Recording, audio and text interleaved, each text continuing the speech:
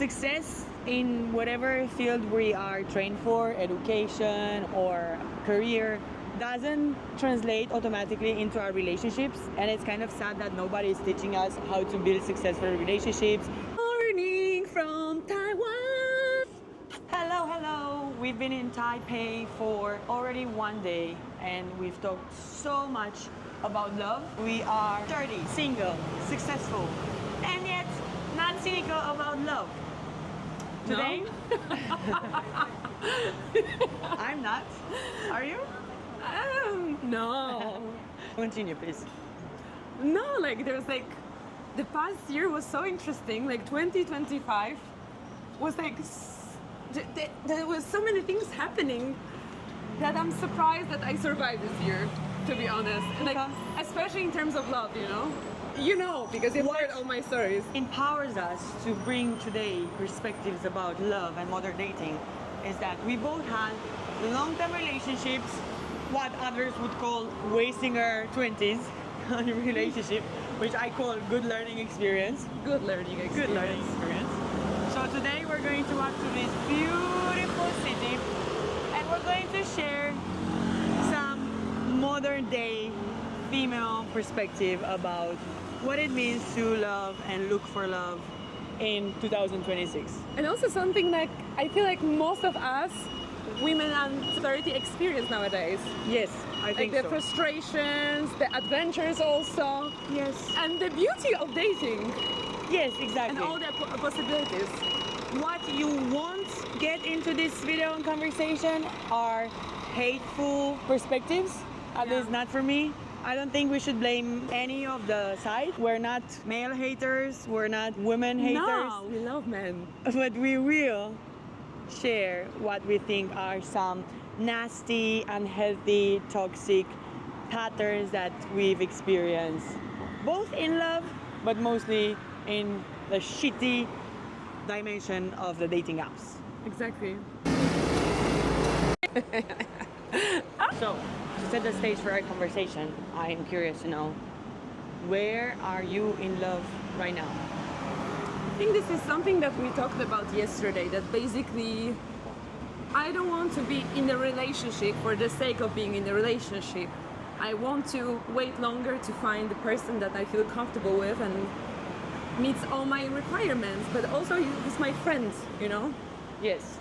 I think there is this misconception that women who enter their 30s, they have to be in the relationship. Or no, like or they're in a rush, or they're they're hell-bent on being in a relationship when they're dating. But actually, I think it's just a funnel of selection, because when you're going on dates through your 20s or you're in a relationship, I think it helps you clarify what's important to you. After that, you're just tired of bullshit and you won't put up with a lot of stuff that you might do when you're younger. So then when you're a bit more mature, you finally understand what your boundaries are. What your boundaries are, and also, I don't know, I'm looking for someone who's gonna be my friend. And all of this experience, this romantic experience that I had past years, show me what I want and what I don't want. I'm very grateful for everything that happened, because each of these situationships, relationships, dating experience brings me closer to my final destination, which is hopefully my husband. If I were to also answer to the question where I am in love right now, I feel like the past 2 years and a half have brought me a lot of understanding through a lot of heartbreak and different types of heartbreaks and meeting different people. Yes. And I feel like now, it's not that I'm scared to experience that again, but I'm just much more selective, and also know that I grew very comfortable with the sort of happiness I built for myself. And I feel like for anyone, woman or man, if you're happy with your own life, then love becomes just an add-on. So you're not going to try to seek your happiness in another person. Exactly. I really loved what Emma Watson was saying in an interview when she was asked, why have you not married already? Why are you not in a relationship?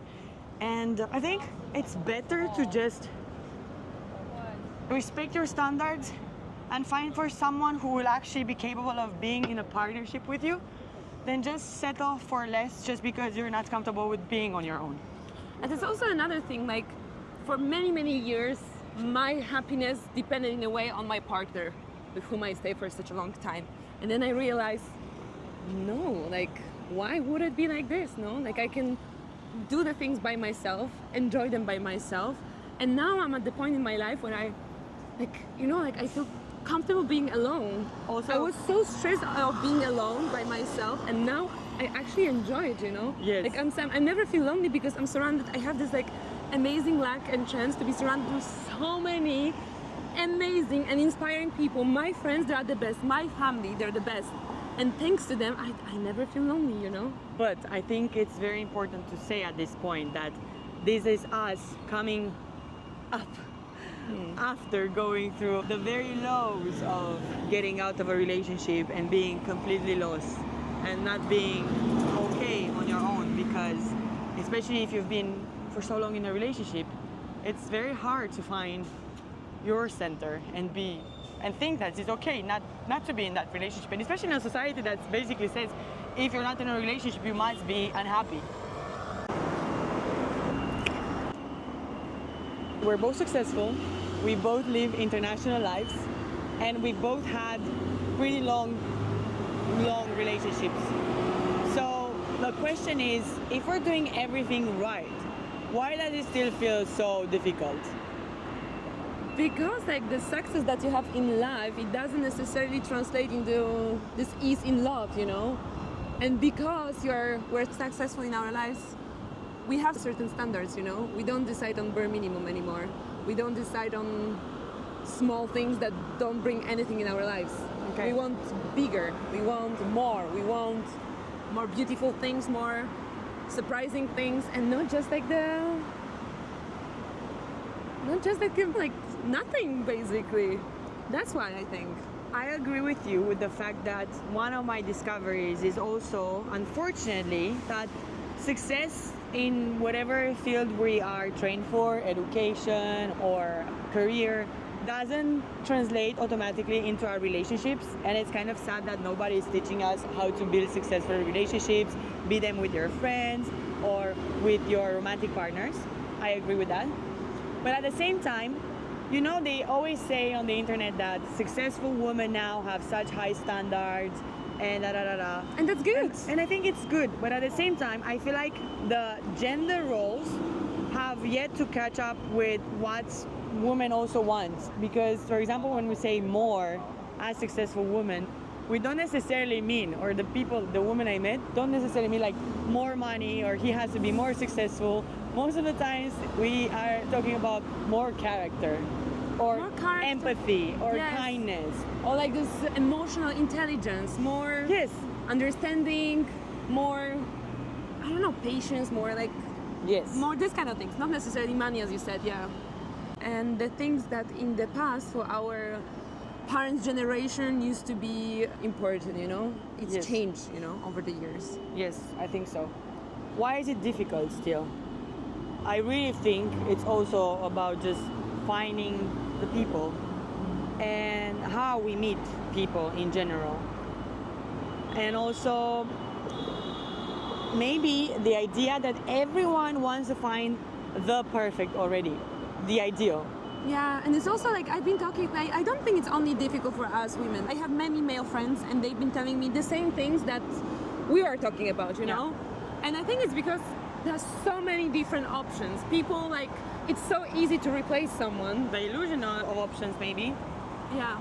It's so, like with the dating apps, everyone feels like it's so easy to say, okay, thank you, next. Like you're not perfect enough, ciao. This is what I've heard while talking with my friends.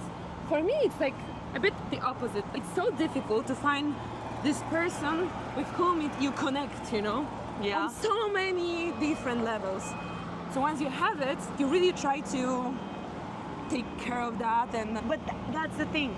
We've created this illusion that the perfect exists out there and the connection will show it immediately, and that after that it's all gonna be roses and a paradise. But connection. It's also hard work. Yes, exactly. To create this connection, to nurture it. Exactly, nurturing. I think why we think it's so hard to find someone these days is because I feel like very few of us are even capable or desire to put in the effort to actually make something that looks like connection and spark at the beginning into something more, like into create each other into our perfect ideals. And there's another very toxic thing online, which is going to the extreme of these healing journeys.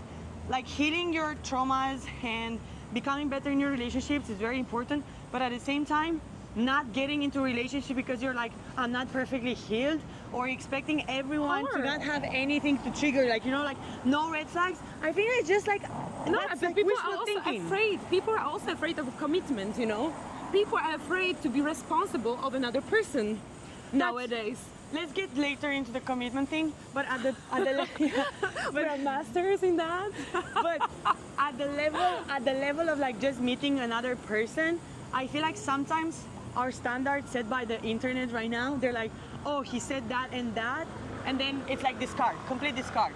Or if some people are still have some healing journey to go on, you you drop that person at the encounter of the smallest inconvenience. That's what I think.